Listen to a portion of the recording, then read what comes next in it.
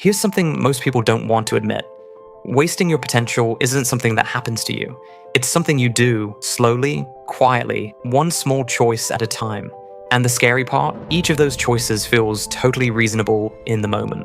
Let me walk you through exactly how it works. Step 1. Never take accountability. Think about it. Every person you know who's stuck, genuinely stuck, has one thing in common. They have a really good explanation for why things are the way they are. My family didn't support me. I didn't get the right opportunity. People around me held me back. And here's the thing. Some of that might even be true. But there's a difference between understanding why something happened and using it as a reason to not move. The moment you give something else control over your story, you've handed over the steering wheel, and you can't steer from the passenger seat. Accountability isn't about blaming yourself for everything. It's about saying, regardless of what happened, what am I going to do now? Step 2, stop wanting to learn. This one is subtle. Nobody wakes up and says, I'm going to stop learning today. It happens gradually. You get a little comfortable. You feel like you already know enough. New information starts feeling like effort instead of fuel. Here's what's interesting.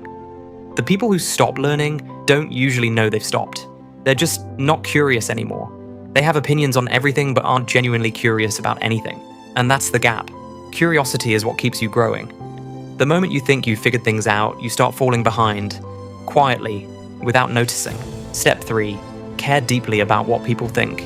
Now notice what happens when you make every decision through the filter of other people's opinions. You don't start the business because someone might laugh.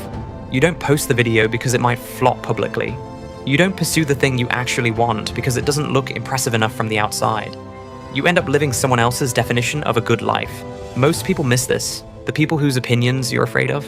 They're too busy worrying about their own image to actually care about yours. You're spending your energy on an audience that isn't even watching. Step 4. Stay permanently in doubt. Doubt is not the problem. Acting on nothing because of doubt, that's the problem. Some doubt is healthy, it keeps you honest, but there's a certain kind of doubt that becomes a hiding place. You keep researching, you keep preparing, you keep saying, I'll start when I'm ready, and ready never actually comes. Here's the honest truth. Clarity comes from doing, not from thinking about doing. The longer you wait for certainty before you move, the more comfortable waiting becomes.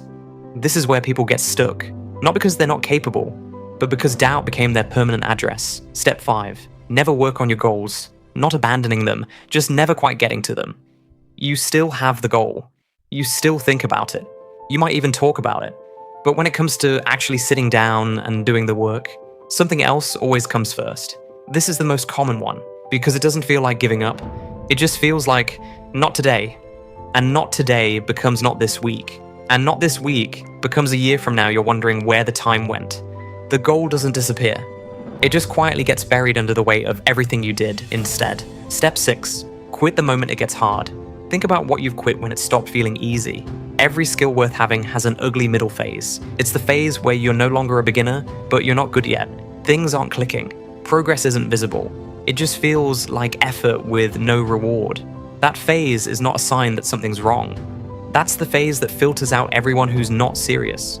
The people who get good at things, genuinely good, are usually not more talented. They just didn't quit during that phase. They stayed in it long enough for things to start clicking. Quitting when it gets hard isn't protecting yourself.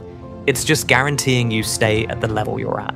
Step 7. Surround yourself with unambitious people.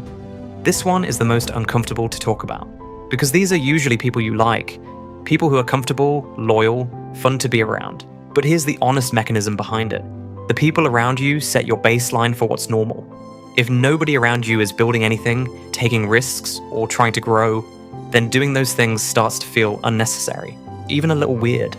You start to fit in by shrinking, slowly, without realizing it. You're not a bad person for having these people in your life, but you have to be honest about what that environment is doing to your standards over time. Here's the full picture then.